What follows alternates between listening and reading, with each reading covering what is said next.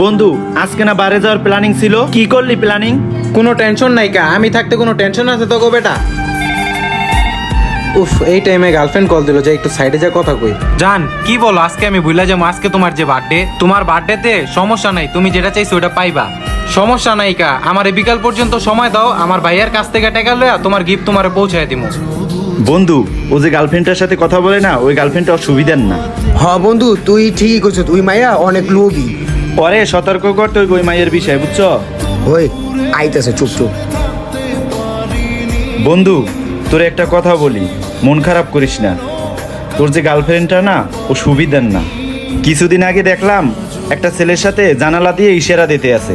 কি কস বেটা, ফাইজলামি করস নি? তোর আমি 100 দিন কইছি বেটা আমার গার্লফ্রেন্ড বিষয়ে কোনো কথা কইবি না। উই আমারে ভালোবাসে, আমি ওরে ভালোবাসি, নেক্সট টাইম ওর বিষয়ে কোনো কথা কইবি না। আর উই আমারে ভালো না বাইসা যাইবো কই, আজকে ওরে আইফোন গিফট করুম ওর বার্থডে উপলক্ষে। খবরদার ওর বিষয়ে আর কোনো খারাপ কথা কইবি না আমারে, থাক তোরা জায়গা। আমি দেখছো জাবেদ, ভালো কথা, ওরে বুঝাইলাম, বুঝলো না।